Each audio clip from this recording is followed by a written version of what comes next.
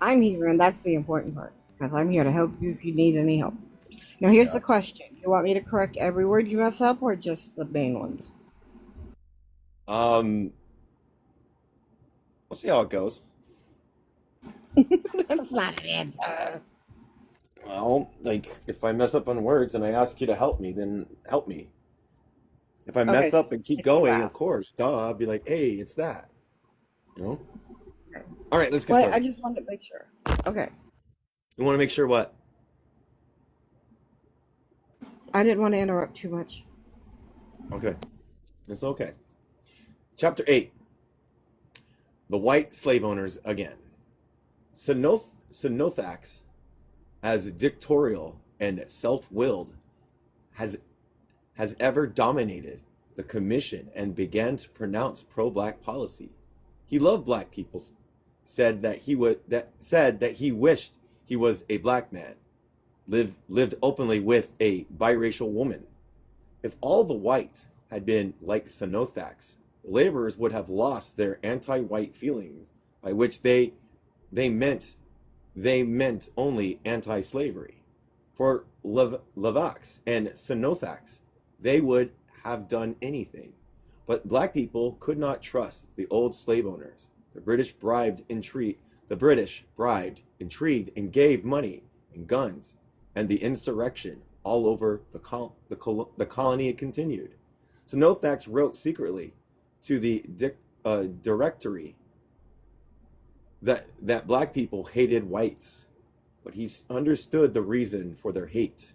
3 weeks after he landed, he published a proclamation in Creole, which declared that everyone who was convicted of saying in the markets or elsewhere that black people had not acquired their liberty for forever, or that a man could be the property of another man, was a traitor to his country and would be punished accordingly.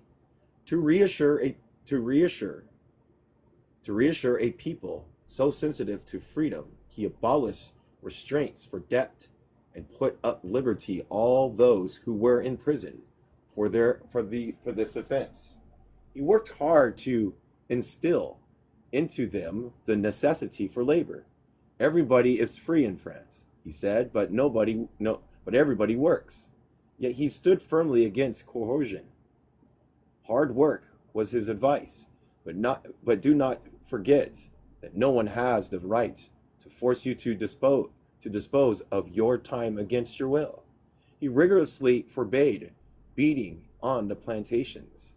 He instituted schools where black people were given an elementary education, learned Greek and Roman history.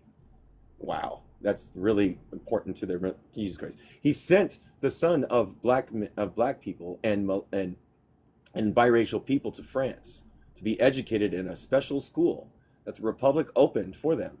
He announced that he would not deliver a commission to anyone who could not sign his name, and thus in every house in Le Cap could be could be seen could be seen black men black men and women, some of 50 years of age, learning to read and write.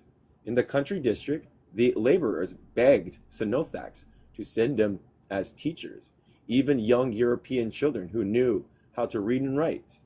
Black people knew their ignorance and were willing to learn from the whites, to be guided by men from France, men like Levex and Sinothax, and to learn from the white children.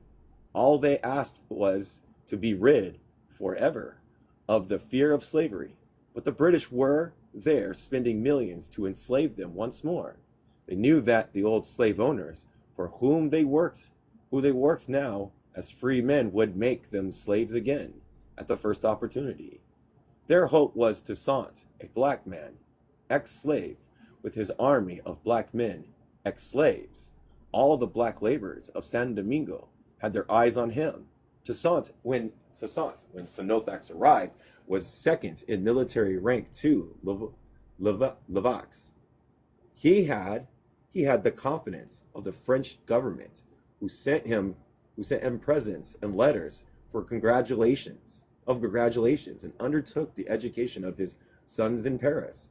with Lovax and Sonothax, its representative in San Domingo. He was on the best of terms. The biracial peoples in the north were discredited, and Toussaint, with his army and mass support, was the most powerful man in San Domingo. It was from this moment that dates his tentative ambition to become master of the island. Many were convinced of this, but it is certainly a false view. What is certain is that Toussaint wanted to become commander in chief, and now with extreme delicacy, right? Del Yes. Delicacy, yeah. He suggested to Levanx, that he could help him to get back to France if he wished. The French Constitution of the year third had given San Domingo 7 deputies in the 2 houses. The elections were to take place in September 1796, and on August, Toussaint told Levanx that he could get him elected as a representative. Levanx had sacrificed his health, his wife, his children, and he needed to rest from the intrigues and factions of San Domingo. The excuse offered was perfect. Levanx had labored in San Domingo through the years of the Revolution and the invasion by the British. Without one trip to France, he had borne the brunt of the fighting, first against the slaves and then against the Spaniards and British, as governor and commander in chief. His letters to the minister, who show how much he felt the strain of his leapt at chance. He, at any rate, did not suspect Toussaint's motives, or if he did, bore him to no grudge. They remained the closest of friends after Levanx returned to France. Their intimate correspondence continued, and Levanx was always Toussaint's staunchest defender. But Sonothax, too, at this same election, though it took place only a few months after his arrival, had himself elected as a representative of the colony in the French Parliament.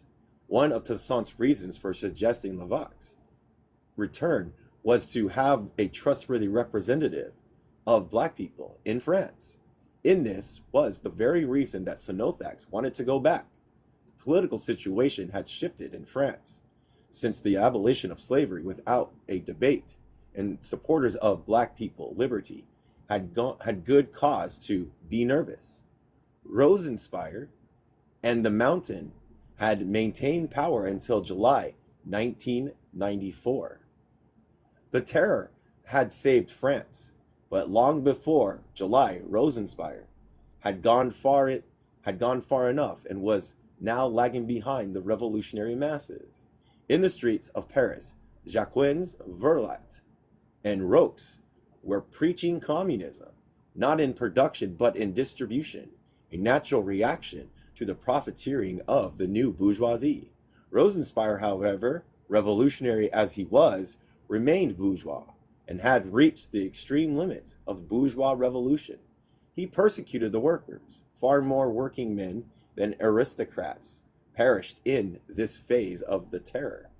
In June 1794, the revolutionary armies won a great victory in Belgium, and at once the continuation of the terror was seen by the public as factional ferocity and not a revolutionary necessity. Right wing and left in the convention combined to strike at this sinister dictator, and when he sent out a call to the people, he could not get the old response. Some of the sections came, but there was a delay. Rain fell, and they went back home again. The revolutionary Odor? How you say that? Um, in my head, I know how, Odor? but I can't pronounce it. Do you mind if I go look? I'm gonna look. Yeah, go look.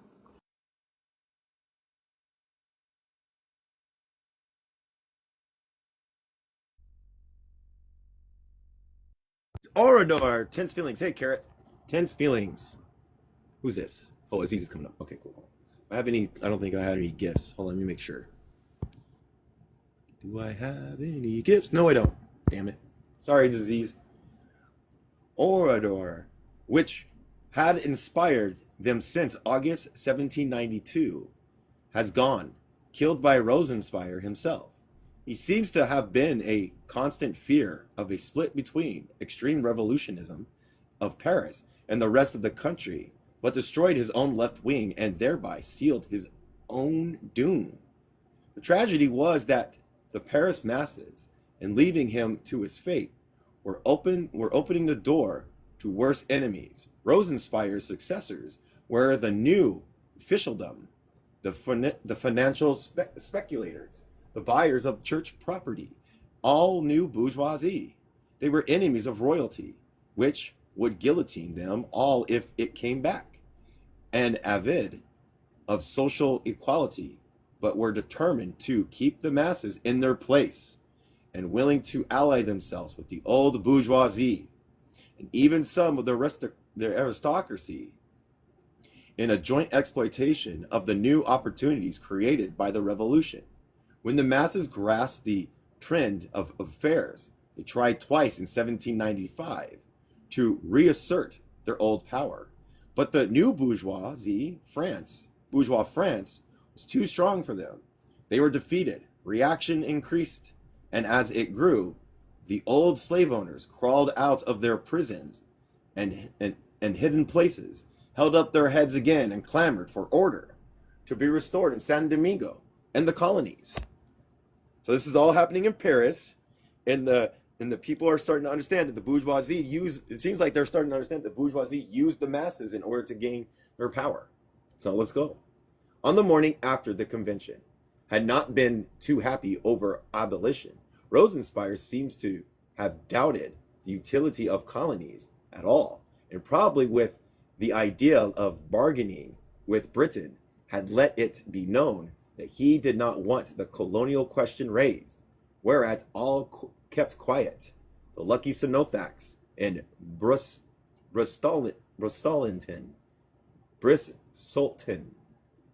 and therefore enemy of Rosenspire, had arrived back in France before Rosenspire fell, and was once more in danger of the guillotine. But with the death of Rosenspire, the colonial question came to the fore again. Before the convention was dissolved, Boise de Angelas praised the magnificent defense of San Domingo by Toussaint and Ragoud and their armies, and said that they deserved well off the country. Goily, Gouly, a colonial deputy, opposed this resolution without success. But he delivered a long address between the lines of which one could see the clause of restoration, and the convention had this document printed. The new constitution gave France the directory of 5 members of 2 houses, the Council of Elders and the Council of 500. The 2 bodies elected on the restricted franchise met in November 1795. The new bourgeoisie dominated both houses. The Jacobins, weary and discredited, were in a minority. Volblanc, who had fled after August 10th, a strong clique, were members of the Council of 500, and the Emery colonialists kept up a ceaseless agitation inside and outside Parliament for the restoration of order in the colonies. What was, quote, order? The black people had no doubt as to the kind of order that the Emery colonialists wished to restore. They did not say slavery openly.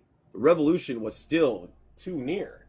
But Black San Domingo began to hear the page, who had written the letter of August 11th, and his friend Burleigh and Volblanc and other notorious enemies of colonial liberty were once more active in France. Black people could deal with local whites, whose speech or actions hinted at any return to slavery. The republic they had always looked upon as their friend, but now, as they heard what was happening in France and heard who were in the new parliament and what they were saying, their doubts grew, and they began to ask all strangers arriving in the colony from France if the Republic was sincere in giving them liberty. The Republic of 1794 had been sincere in giving them liberty, but the Republic in 1796, I don't know, where's what happened? Are you there? Why did my comments leave? Why did my comments get turned It's off? doing that when they leave. Why?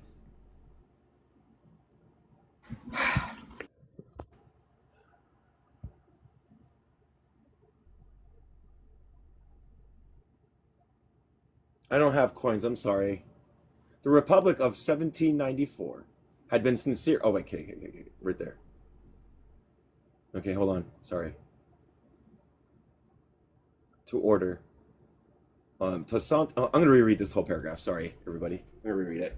The Republic of 1794 had been sincere in giving them liberty, but the Republic of 1796 might be equally sincere in taking it away. In addition to the clamor of the restoration of order, while black people and biracial people under Toussaint and Ragout drained away the blood of Britain, the Republic's chief enemy, the maritime bourgeoisie and the colonialists directed their fire on Sinothax as the executioner of the whites and the origin of all the troubles. Sinothax reached San Domingo in May 1796, but by the time preparations were being made for the San Domingo elections in August, the colonial reaction was making such headway in France that he felt, both in his own defense and for the sake of black people, that it would be better if he went back to France as a deputy.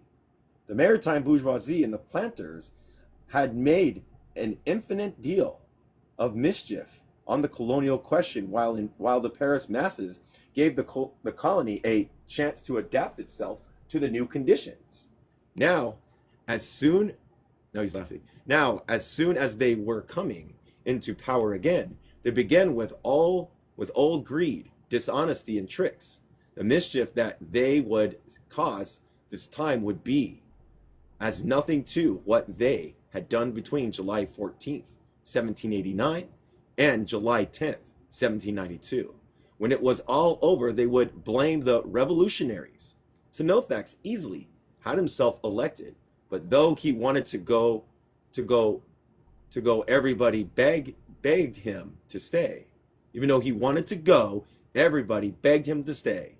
So San Domingo was still unsettled, and his influence was strong. With black people, his name was already a talisman, and in an insurrection which took place in the revolutionary centers of Port-de-Paix, where whites were massacred and laborers had risen to cries of "Long live Sinothax, long live Sinothax." Obviously, black people, like horses, dogs, cats, and wild animals, judge a man not by the color of his skin, but by the way he behaves. British agents were well supplied with money, were always moving among them, stirring up strife and encouraging disorder. French royalists were doing the same. The situation was extremely uncertain, and all classes, white and black, asked Sinothax not to go. The municipality of Le Cap, biracial people and black officers, Clairvex, Mosey, and Christophe, begged him to remain. Mosey, supposed to be an implacable hatred of the whites, told Sinothax that if he left, he would resign as the colony would most certainly be thrown into disorder. And at the meeting of the commissioners, Raymond, Leblanc, and Gerard told him that if he went, they would not remain behind. They feared for their lives, thus pressed Sinothax stayed. Portrayed in France as an executioner of the whites and a disruptor of the colony, he was in reality a rallying center for black people and whites, so long as they were Republicans. But he was without mercy against the old slave owners, and these were the ones who were most clamorous in France. Toussaint too pressed him to stay, and far from having arranged the election of Sonothax in order to get rid of him, as is commonly urged, Toussaint told the Directory that the safety of the colony depended upon Sonothax being left as commissioner, at least until peace in Britain was declared. Unfortunately, Sonothax, true representative of the revolution, was also an agent of the French Republic, sent to ensure that France, and not the biracial people, should rule the colony. The biracial people's stronghold was the south under Rigaud, who carried on the war against the British with such skill and vigor as to draw again and again praise even from the English Troy historian. By 1797, Rigaud was master of a large part of the South. He had 6,000 men and a detachment of cavalry. Each battalion chief commanded and cantonment, is that word? Can, I think it's Cantonment? Tottenham or something like that, but I don't know what it is. Let me go find out. Cantonment. I'm going to guess cantonment. I'm going to guess.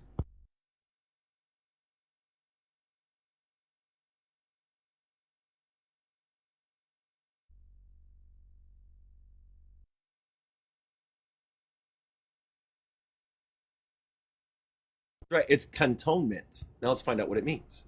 What do you think? God damn it, stop doing that. It's pushing buttons for me. There he goes. A permanent or temporary military quarters, camps, or garrison, often serving as a designated structured residential area of troops and their families, particularly in South Asia. So they were doing it there in Haiti or San Domingo. Okay, come on. Okay, so it was like I guess it was the collection of the quarters, and Hmm. that was who the battalion chief commanded. Yeah. All right. With absolute power, carrying out all civil and political functions.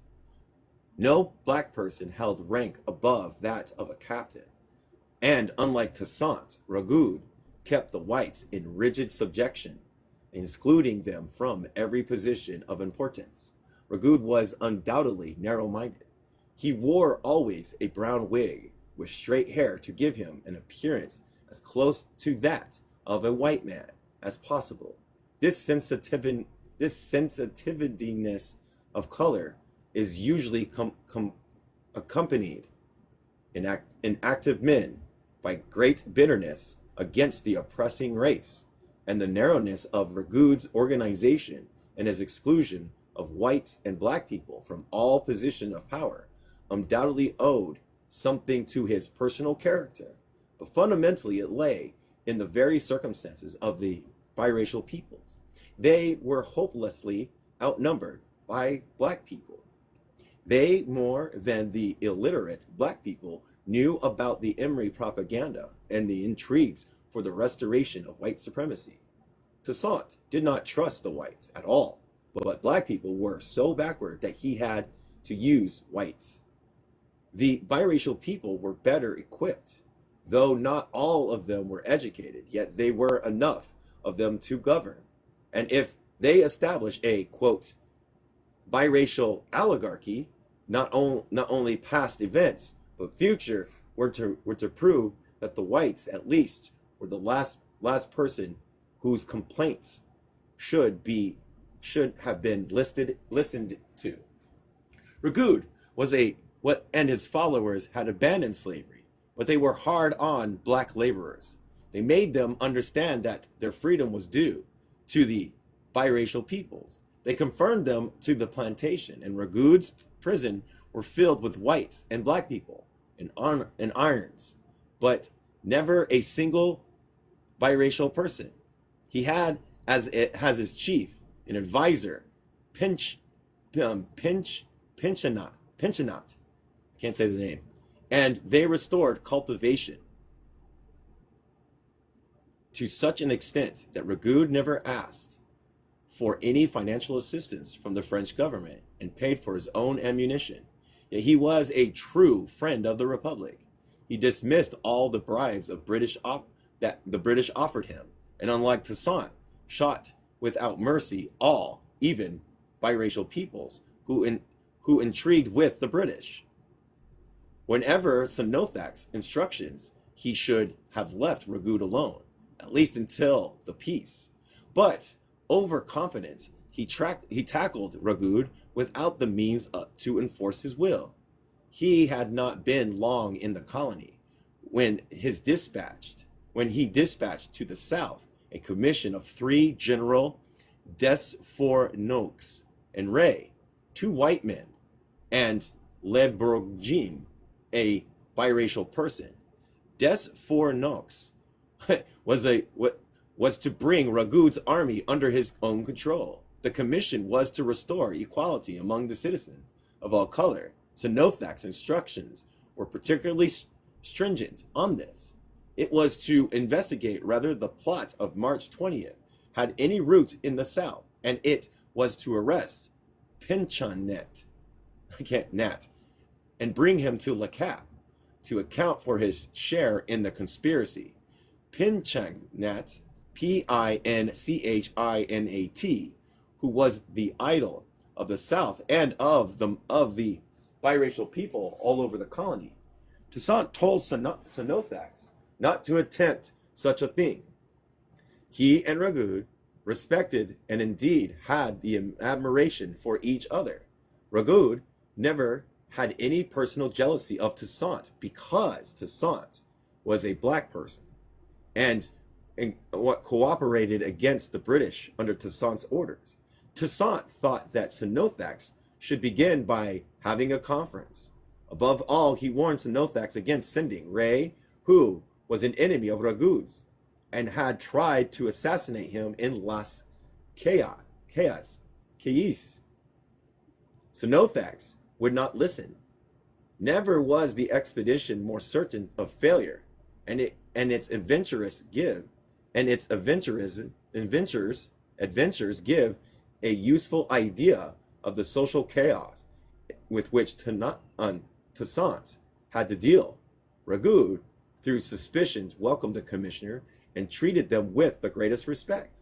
The commissioner duly noted the power which Ragoud and his officers exercised, but unmindful of this, whatever they journeyed, they stirred up the laborers against Ragoud's government, telling them that the biracial people were oppressing them. Unrest among laborers and soldiers began wherever the commissioner passed. Their private conduct was unsatisfactory. They piled up great expenses, gambled for hours in private homes at which they stayed, and entertained those women who, in a loose way. Ragoud was engaged to a young woman, Marie Villenvion.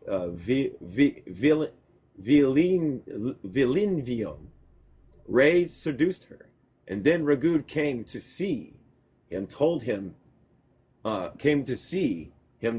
smilingly, Ragoud, I am going to introduce you to the most beautiful girl in Las Cayas, Cayes, but promise me to tell no one. Taking him into the bedroom, he drew the curtain of the bed and showed him Maria Villanovia. I can't say it. Ragoud, a man of notoriously violent temper, threw himself on Ray, knocked him down, and was about to hurl him over the balcony into the street when the servant rushed in to save him. One of the commissioners unintelligently asked Ragoud what he thought would happen if they arrested Penachant. Yet Ragoud and the biracial people continued to show an exemplary patience.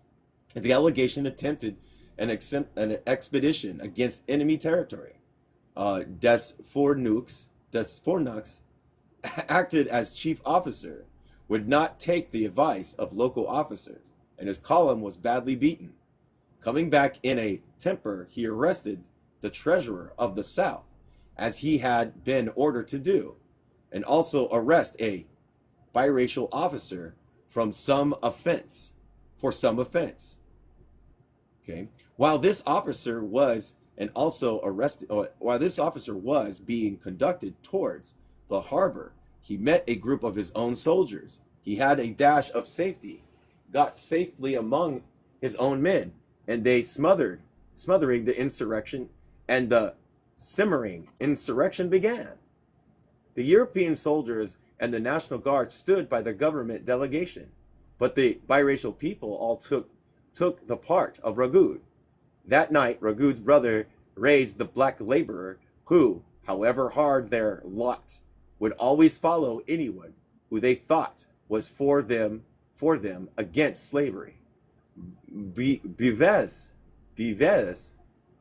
knowing that the commissioner were severely to blame, but recognizing their authority as representative of the government, tried to make peace between the two parties. The biracial people refused to listen to him and said they would wait for Ragoud. Ray and Desfournax fled, and the biracial people and black people in full insurrection massacred scores of whites, who of course were all for the commission. Laborin and, oh my gosh, the Curveysu, another European officer, were only saved because Bouvet, although powerless to stop the excitement, never left them for a single moment. Ragoud was the only man who could have restored calm, but Ragoud would not come. He was fond of an expression, "How terrible is the rage of the people." And when he heard of the massacre in Las Cayas, all he would do was to say this over and over again. At last, oh my gosh, here we go. The Curveysu and the Lamborghini gave authority to Ragoud to reestablish quiet. Ragoud issued a proclamation stating that he had been officially put in control of the government, and immediately calm that was restored. Lamborghini and, oh my gosh, Curveysu left, and Ragoud remained master of the South. He and his people had been grossly provoked, but they were guilty of rebellion. So Nothax refused to receive the delegation that the municipality of Les Cayes sent him to explain the unfortunate occurrence. The South tried Romy, Roume, and other commissioners. Romy also refused to listen.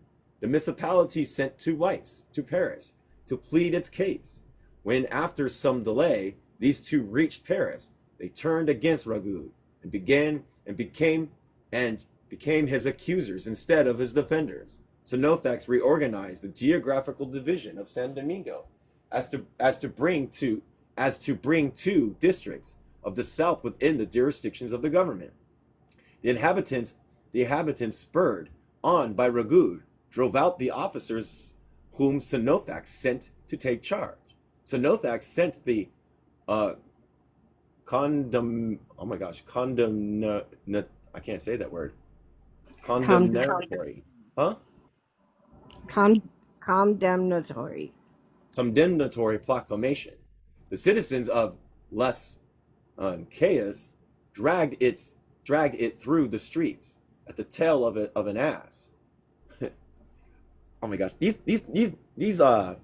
people's names are just killing me today. Pinchanat, elected among others as representative of the French Parliament for the South, was refused permission to sit when he reached Paris. The breach between the South under Ragoud and the government both in San Domingo and in France was complete. But Ragoud sent a representative to put his case to Toussaint. So Nothax heard of it and wanted to have him arrested. Toussaint refused and protected Ragoud's man. Thus, in the last months of 1796 and in the beginning of 1797, Toussaint was in close relationship with Ragoud, who was in a very uncertain position. The British had a good opportunity during all this confusion and might have conquered the colony then. They they have even claimed that about this time Ragud entered into negotiations with them. However, that may be, the biracial peoples repelled by the Republic drew nearer to black people under Toussaint, but with Ragud and his people looked upon Sinothax was their worst enemy. Toussaint maintained the friendliest relations with the commissioner, sought after by black people, biracial people, and whites. The savvy and discreet Toussaint was gradually becoming the one man in San Domingo on whom everything hinged. Sinothax continued to rule with energy. His other colleagues accepted Raymond left him. Oh, no. His other colleagues except Raymond left him. Ramon was in Spanish San Domingo.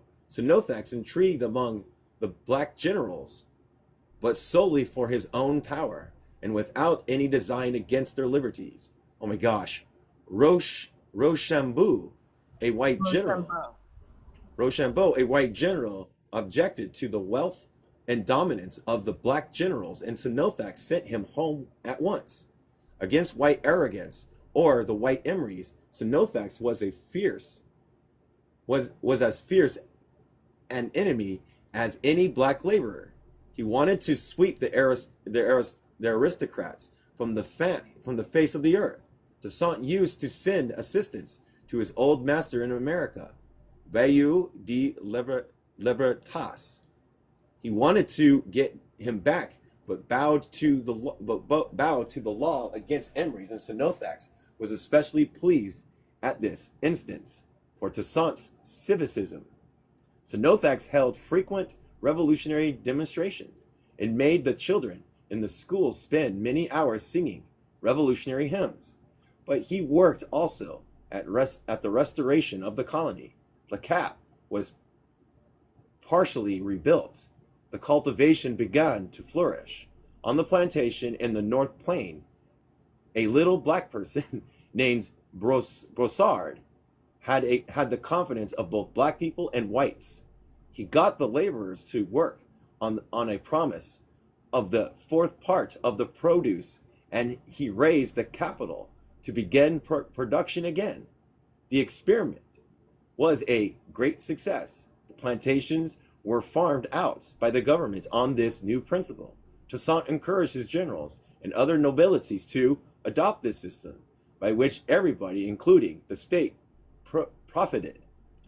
Dessalines, in time of, had 30 plantations farmed out to him. Toussaint popularized certain slogans by repeating them over and over again. I do not wish to be any coastal black person. They use the N-word. And one of them referring to primitive needs of the Africans from the slave coast. Quote, the guarantee of the liberty of black people is the prosperity of agriculture, end quote, was another saying always on his lips, which spread among black people. Banditry, idleness, murder, these things still continue, as they continued in France until the advent of Bonaparte. But torn, the devastated, right? As San Domingo still was, the colony had definitely taken up an upward turn by the early months of 1797. Toussaint was appointed commander-in-chief and governor on the recommendation of Sinothax, who installed him in Le Cap with an imposing ceremony. The name of Sinothax was in the mouth of every black person. Here, astonishing sight was a white man who protected the liberties and privileges of all laborers and generals alike, as if he had once been a slave himself. On the 17th of August, 1797, Toussaint went into Le Cap and called on Sinothax. After a few minutes there, he visited the commissioners, Raymond, and told him that the colony would be in serious danger, and Sinothax did not leave at once. He did not wish to use violence against Sinothax because of his official position, but Raymond being his brother, commissioner, should ask him to leave for Paris to take up his post as deputy. He said he could not give his reasons. Raymond was thunderstruck, as well he might be. Toussaint and Sonothax were the best of friends. What had happened? He was also frightened. This was a very serious step with incalculable consequences. The next day, Toussaint told Raymond that Sonothax was preparing a catastrophe, that the whites who were still in San Domingo would be murdered. He accused Sonothax of wishing to raise the black people against the whites. He argued with Toussaint fruitlessly and tried to point out to him the gravity of the step, which might lead to disorder and civil war in a colony which was peaceful at last. Raymond and Pascal, General Secretary of the Commission, went to Sonothax and told him what they had heard. Toussaint then came, but Sonothax said he preferred to speak to Toussaint alone. Why? Sonothax failed to convince Toussaint to finally agree to go if Toussaint would give him a valedictory letter. We're going to look up that word. I have no idea what that means. Right back. I Who's think in it's here? valedictory. Valedictory? Mm.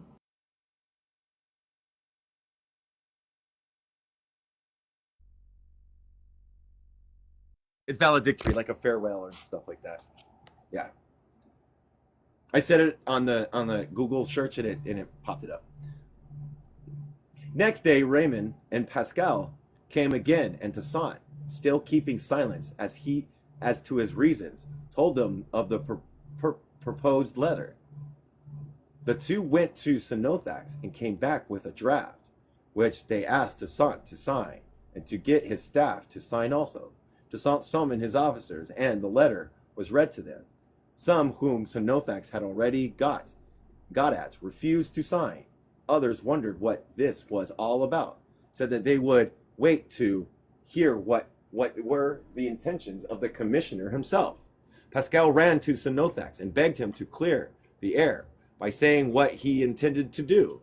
But Sonothax, on learning the attitude of these officers, refused to say anything, and even seemed disposed to resist. Disposed to resist.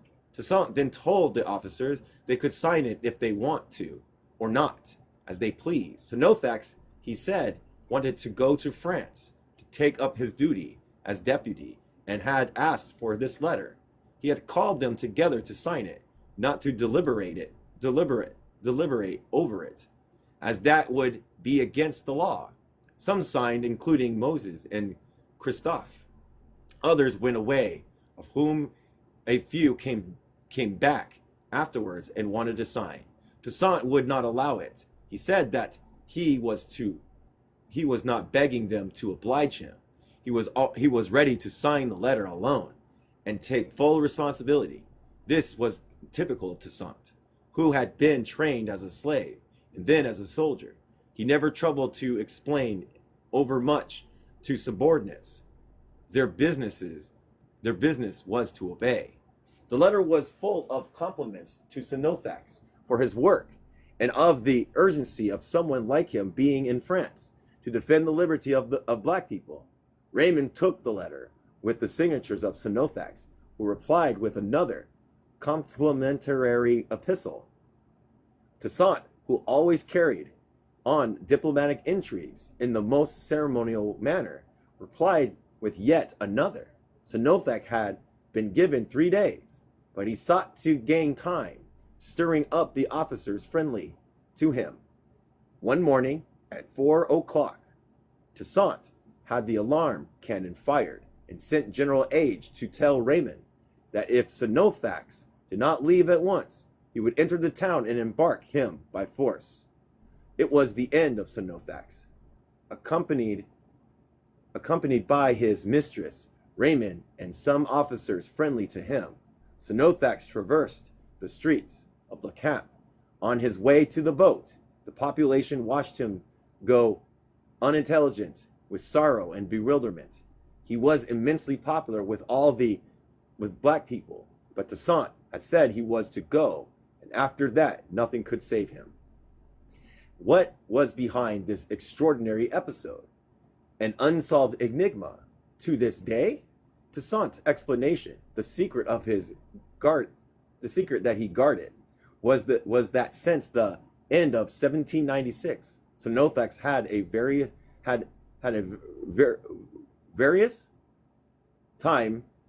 at various times suggested to him that he should massacre the whites and declare the colony independent.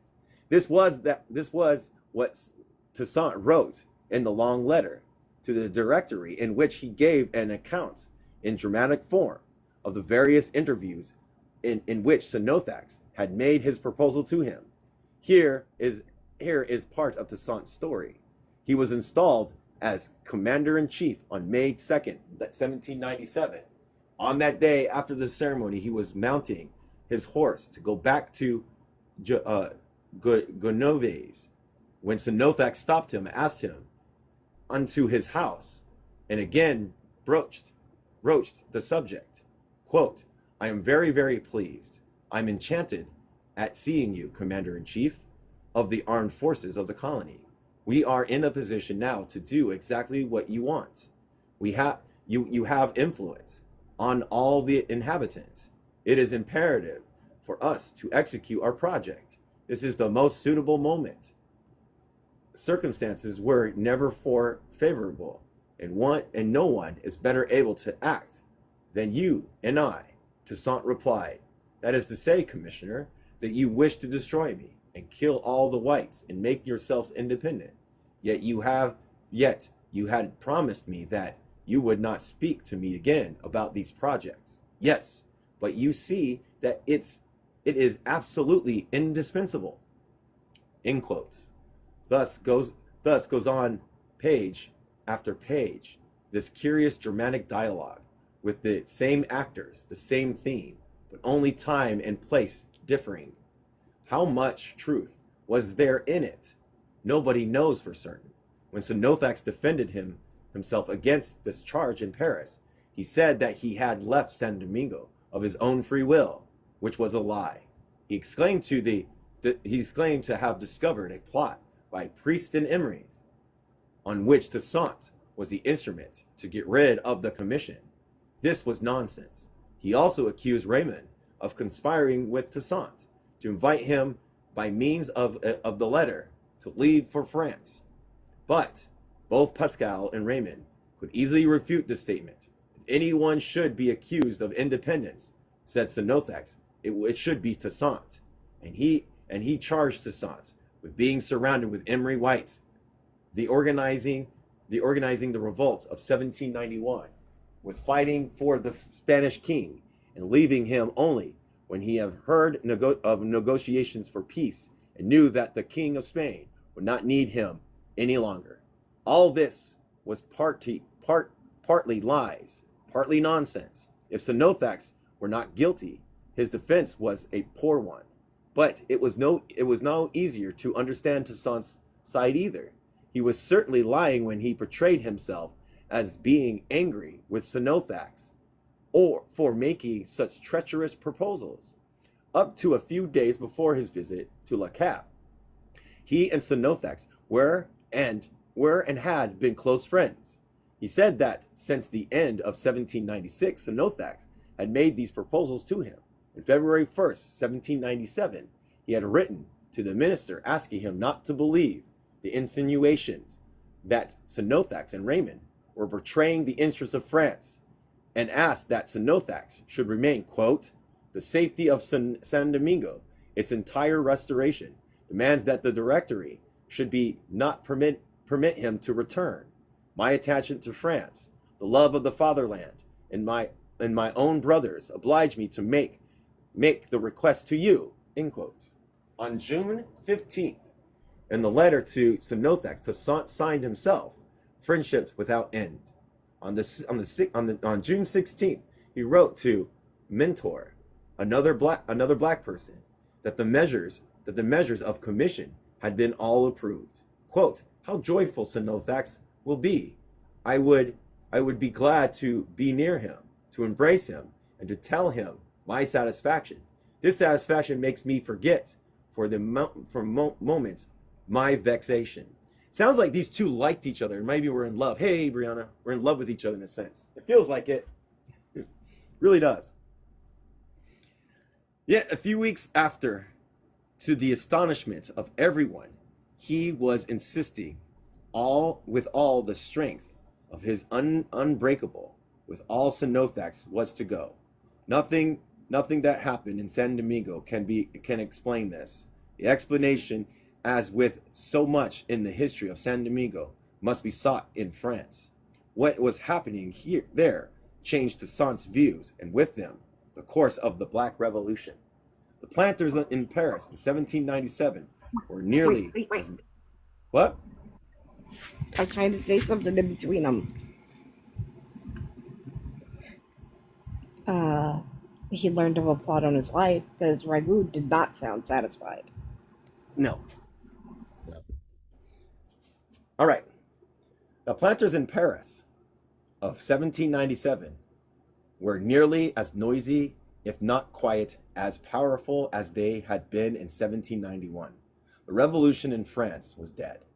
Van Bambouf had arrived at the conclusion that political equality could only be achieved by the drastic change of economic organization. The Directory's police report that working men and women were eagerly reading Babouf's writings, but the fighting enthusiasm of the old days had been broken by defeat and disappointment. Babouf's attempt failed miserably, and the bourgeoisie took advantage of the reaction to stabilize itself. Respectable Jacobins deputies who had probably never heard the name of Babouf until he was captured, were accused of terrorism and anarchism, and of 216 former members of the convention who were due to retire in March 1797, scarcely a dozen were re-elected. So far had reaction gone that the president of the elders was Barbie de Marabois, the intendant who had been chased from San Domingo by the Patriots in 1789. Vaublanc and his party, therefore immensely reinforced after the new election, carried on as in the good old days. Why are black people armed? Asked Bourbon. To destroy all parties? The unfortunate white colonist had decreased from 40,000 to 25,000. Some days later, Bourbon gave a new message to the Directory about massacres and denounced the official report as lies. Why were the whites in San Domingo suffering? The Directory was pardoning royalists in France.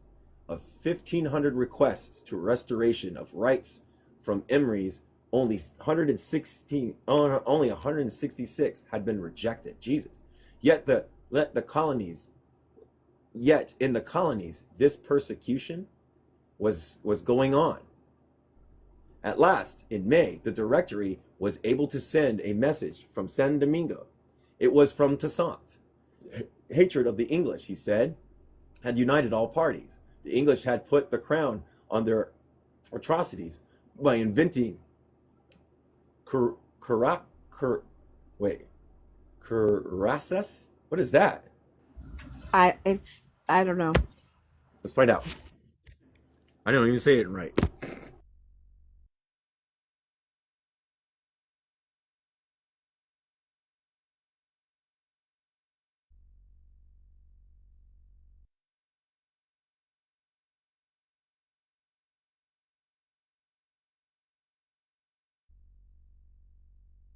Cuirasses.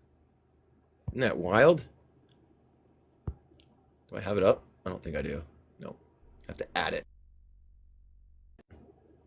All right. A piece of protective armor covering the torso from neck to waist, typically consisting of breastplates and a backplate fastening together. So it's a piece of armor. Interesting. Studded with sharp points, pieces of steel, which they threw among the Republican soldiers. When it came to hand-to-hand fighting, knowing that most of black people were barefooted. But this hateful device was only turned out to their shame. Quote, our soldiers are defied as weapons with the unconquerable rage and have proved that no obstacle is able to stop men carrying arms for liberty. At this stirring message, an echo from an age that still lingered faintly in their ears, the deputies broke into enthusiastic applause and demanded that it should be printed. But Vaublanc raged and stormed, said the whole was a pack of lies. Nothing could be more ridiculous. And on May 27th, he made the fiercest attack yet made on Sinothax. Quote, he is covered with blood of the whites. He had made atrocious laws, which the tiger of Libya would not make if tigers had the misfortune to need laws. He has raised impositions. He has pocketed vast sums of which he has given no account. End quote. All of this was untrue. If Sinothax had had whites killed, it had been in defense of the Republic. He had not stolen any money. To the end of his days, he remained a poor man. It was his legislation in favor of black people that was driving LeBlanc and the colonialists wild. LeBlanc blamed Sinothax and Levax as having contributed most to the spirit of insubordination among black people. Day after day, he abused Sinothax and black people, those black people without whom the colony would reassuredly have been British. Barbie accused the laborers of being the passive and servile instruments of Sinothax's crimes. Delahaye said that San Domingo needed new agents with an imposing force. On June 1st, the Directory sent the message to the House from Raymond, describing all that was been done for civilization. Bourbon said it was a pack of lies, that the proprietors were being chased away, and that the commissioners were putting the money in their pockets. LeBlanc said that the same boat which brought Raymond's dispatch had brought Marshal Bessy, a Creole general, who said that the colony was in the wildest disorder. He asked for the recall of Sinothax. Gorendon Colland defended Sinothax, but finally, a motion proposed by LeBlanc and Verret Joyeuse was carried by the enormous majority, and on June 3rd, the House decided to recall Raymond, Ramoun, and Sinothax. In the course of his speech, Verret Joyeuse said that the military regime was the only one which would save San Domingo and save the unhappy whites from the daggers of black people. He and Vaublanc demanded that San Domingo should be put in a state of siege until the peace. On June 12th, the Council of Elders approved the motion for the recall. Sinothax most certainly had friends in France who kept him informed. Toussaint, we know, had his private agents. But even without these special sources of information, San Domingo knew, for the news was appearing day by day in the Mountaineer, which is a publication, the official journal. The Mountaineer of June 12th carried an announcement of a letter from Lord G to the Directory requesting a passport for an English representative to Paris to discuss terms of peace. Peace had been in the air for a long time. If terms of peace were being discussed, then France might soon be able to devote attention to San Domingo and to send troops. Sinothax knew the strength of the counter-revolution in France. he could see exactly where the steady growing reaction would end. He himself would lose his head, and the colony would ultimately be restored to slavery. He might not have expressed himself so freely to Toussaint, as Toussaint describes in his dispatch, but it is not impossible that, sick and tired of the reaction and fear for the future, he had proposed to Toussaint that they should seize the colony, purge it of white slave owners, and make it independent. Toussaint very carefully would reject these advances, while bearing Sonothab's friend of black people, not ill will for them. But sometime in July, Toussaint got news of the decree recalling Sonothax and of the reception which the speeches of LeBlanc, Barbie, and others had got. There was obviously a terrific struggle ahead, and he and his allies, Ragoud, in disgrace with the Directory, would have to fight. With his usual decision, he made up his mind to throw Sonothax to the wolves at once. What other reason can be assigned for his violent volte-face? Volte-face. Yeah.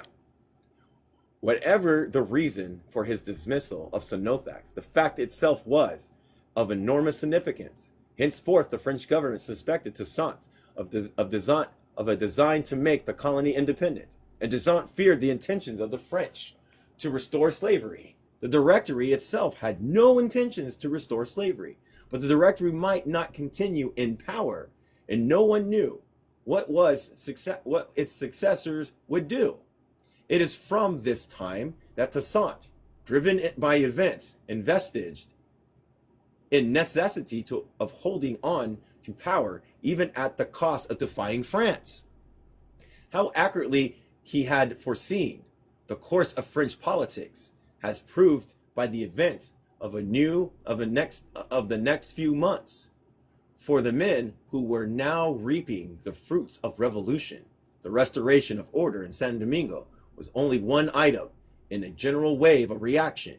They were forced in France as fast as they could.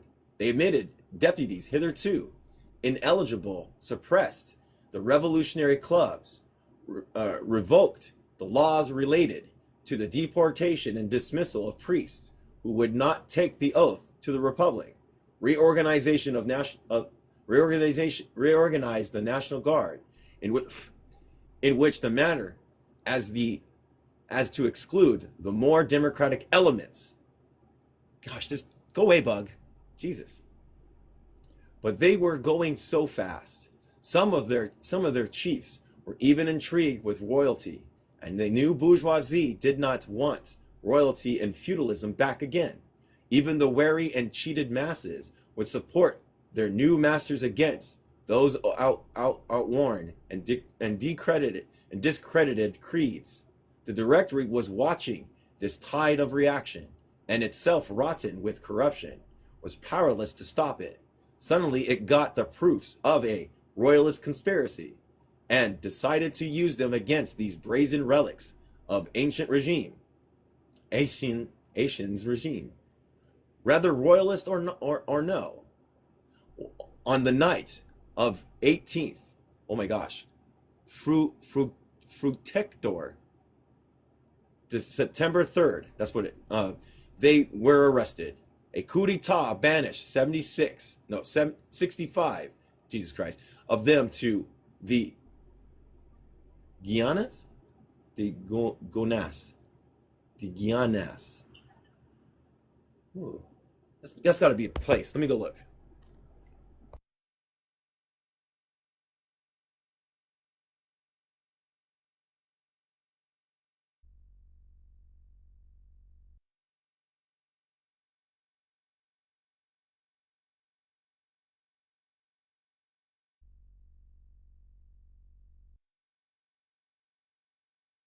And I got it right here.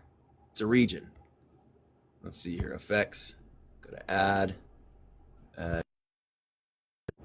So it says it's a region. Looks like it's in Africa. Yep. No, South America. My bad. South America. Yeah. So there's the region. That's what they're talking about. Right. Okay. All right. And checking for a time of descent of the revolution.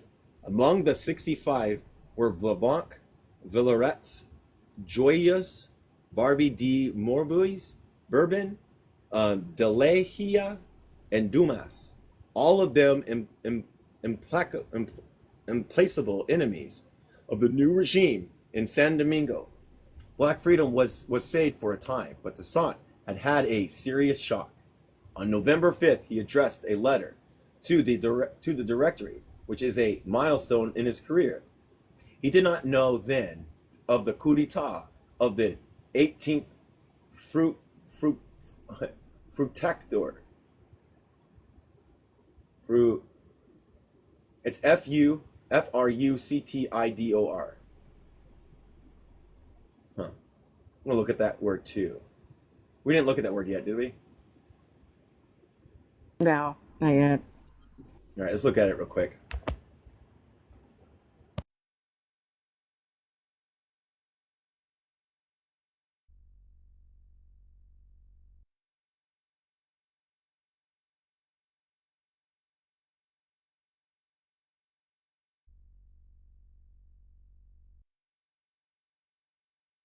It says it's the fruit. It's Fruitador, 18th Fruitadors.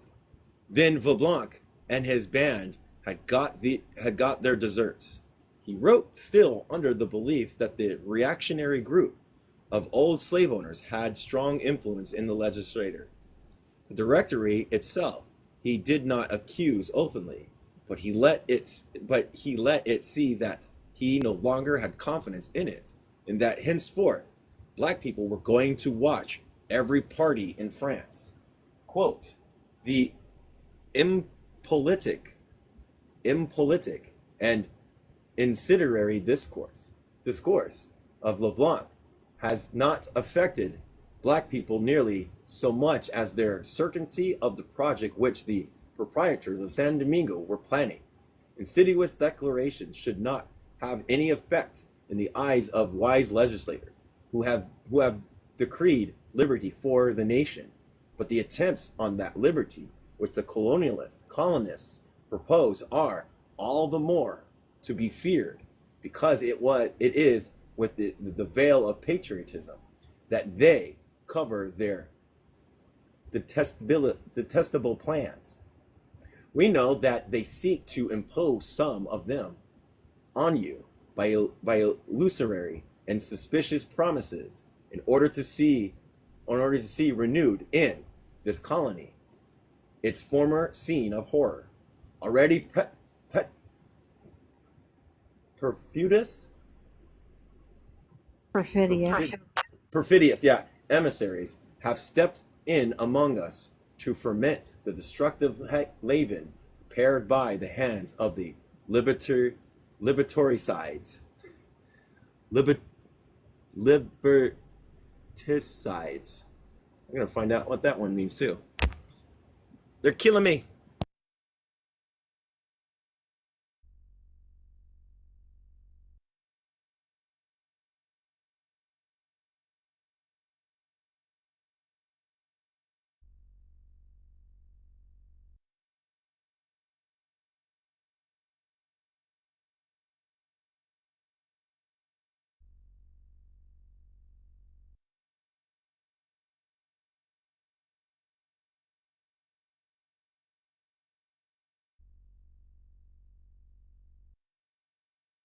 Word is in French, but I have the meaning. It's French. So it's a deconstruction, reconstruction, or killing of liberty and freedom, or personal, or a person who acts to destroy it. So these guys are bad. They're trying to destroy the freedom that black people have made. They're about to try to bring on slavery again, but they will not succeed. I swear it by all my liberty holds most sacred, scared. My detachment to Sacred. France. My attachment to what? Sacred. Sacred. Thank you.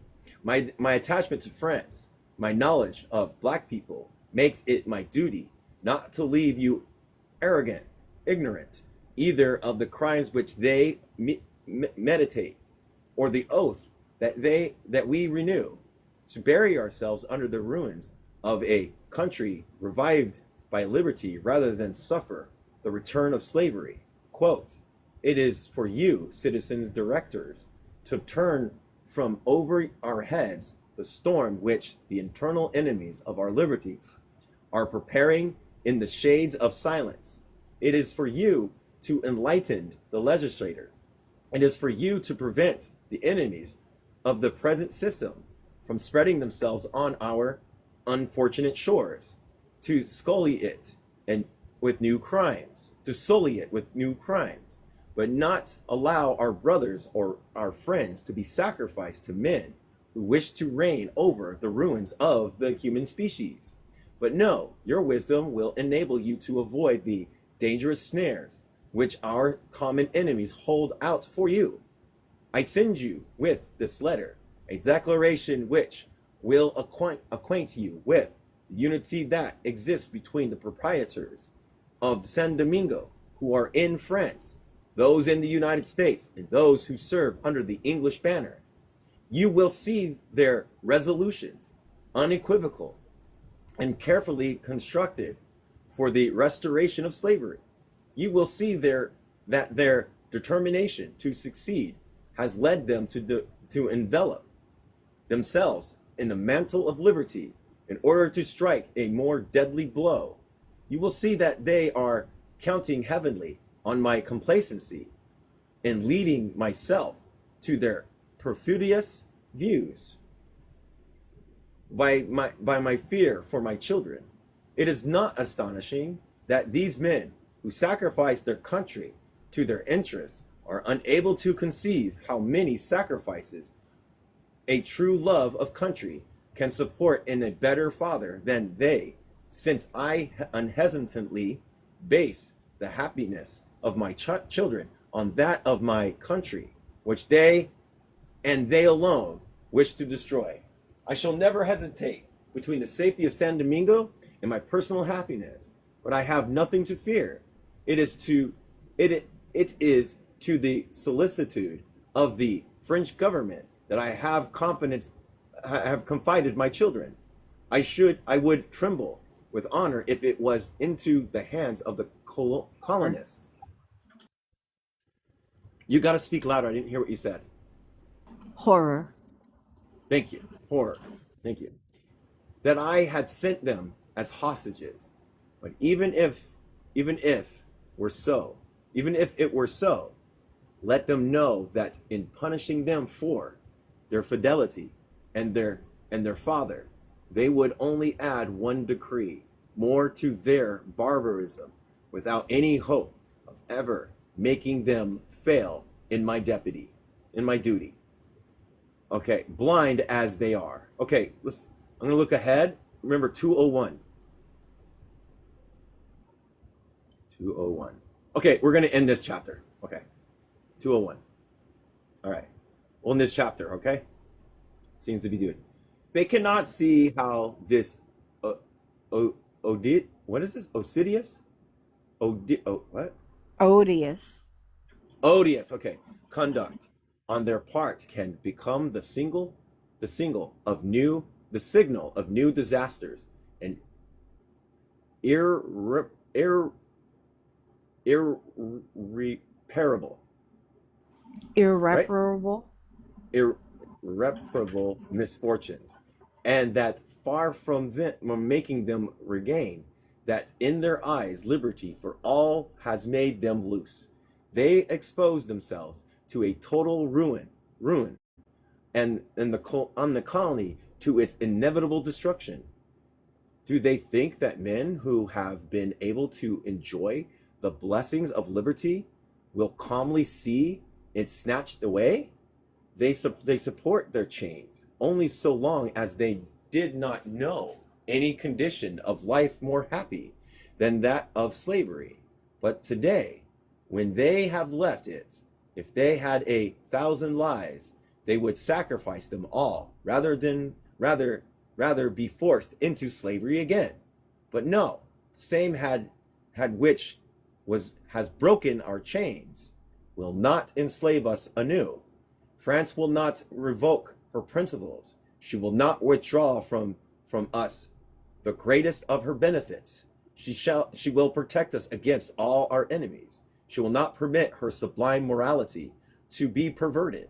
Those principles which do her most honor to be destroyed, her most beautiful achievement to be degraded, and her decree of 16 Pulveos, which so honors humanity, to be revoked.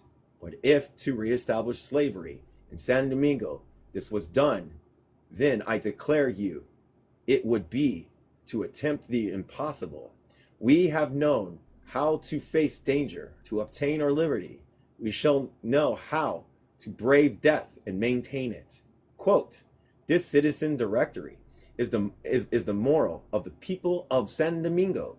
Those are the principles that they transmit to you by me. My own, you know. It is sufficient to renew my hands in yours. The oath that I have made to cease to live before gratitude dies in my heart, before I cease to be faithful to France and to my duty, before the God of liberty is profaned and sullied by the liberticides. Decides. Yeah. Before they can snatch from my hands the sword, whose arms, which France confided to me for the defense of its rights and those of humanity, for the triumph of liberty and equality, particles of democracy, right? No. Yeah. What is it? Hold on, I'm going to listen to it. Hold on a second. Name. It won't let me. It's a name. I know. And of course, it's taking forever to fucking read it. Of course not. Pericles on democracy, Paine on the rights of man, the Declaration of Independence, the Communist Manifesto. There are some of the political documents which, whatever the wisdom or weakness of their analysis, have moved men and will always move them. For the writers, some of them, in spite of themselves, strike chords and awaken aspirations that sleep in the hearts of the majority in every age. But what did I say? Pericles. Pericles, Tom Paine, Jefferson, Marx, and Engels were men of a liberal education, formed in the traditions of ethics, philosophy, and history. Toussaint was a slave, not 6 years out of slavery, bearing alone the accustomed burden of war and government, dictating his thoughts in the crude words of broken dialect, written and rewritten by his secretaries until their devotion and his will had hammered them into adequate shape. Superficial people have read his career in terms of personal ambition. This letter is their answer. Personal ambition he had, but he accomplished what he did because superbly gifted. He incarnated the determination of his people, never to be slaves again, soldiers and administrators above all. Yet his declaration is a masterpiece of prose excelled by no other writer of revolution, leader of a backward and arrogant mass, an ignorant mass. He was yet in the forefront of a great historical movement of his time. Black people were taking their part in the destruction of European feudalism, began by the French Revolution. Liberty and equality, the slogan of revolution, meant far more to them than to any Frenchman. That was why, in the hours of danger, Toussaint, uninstructed as he was, could find the language and accent of Diderot, Rousseau, and Renal and Mirabeau, Rosenspire and Danton. In in one respect, he excelled them all, for even these masters of the spoken and written word, owing to the class complications of their society, too often had to pause, to hesitate, to qualify. Toussaint could defend the freedom of black people without reservation, and this gave to his declaration a strength of signal mindedness rare in the great documents of the time. The French bourgeoisie could not understand it. Rivers of blood were to flow before they understood that elevate as was his tone. Toussaint had written neither bombast nor rhetoric, but a simple and sober truth. And now we're going to go into chapter 9, the expulsion of the British. So Toussaint's like, fuck you. And I'm getting an understanding, because this revolution was led by black people. It's an important revolution. It's like for Marxists, the Paris Commune was a indication for Marx and Engels to assess. But this is an account of a black revolution. I can understand why this is important. I understand why this is important to read. What page should we stop on? 204. And I agree with you 100%. I absolutely loved this chapter, and what he was standing for was freedom, and Mm-hmm. uh, and everybody that he talked about freedom, and very it was I can agree that I think that was one of the most important letters in the Mm-hmm. revolutions. I think that should be read by everybody. And now you're starting to see a transformation from slavery and then the feudal system in France, conjunction with the bourgeoisie revolution, in conjunction with the Haitian revolution, San Domingo revolution, right? And then you see a Right. transformation that they're talking about Republicans, right? And now you see the descent, you see the corruption of slave owners going back to the positions of power to bring San Domingo back into slavery, and now you're seeing a transformation. You're going. I'm wondering if I can infer that France is, of course, is going to, like usual in this book, is going to cause a transformation to a revolutionary one of just not having France being in charge. You know what I mean? I'm Yeah. just inferring that, because based on history and stuff like that. You know what I mean? So I wonder if we're going to get more. It's transforming into a different type of revolution. It seems like. I'm just guessing. Right, because you said we're about halfway through the book, so Yeah, around there. Yeah, yeah. So it's like a transformation of a development. You know what I mean? So yeah, this is a good book. It very, very, very. I think he has great descriptions and stuff. I think he's really good at describing things and like really putting the imagery in my head a lot better. So I like this. So I'm kind of wondering. What his dialectics is going to be like when I read that. You know, and stuff. So. But anybody, do you have anything else that you would like to talk about? Anything else?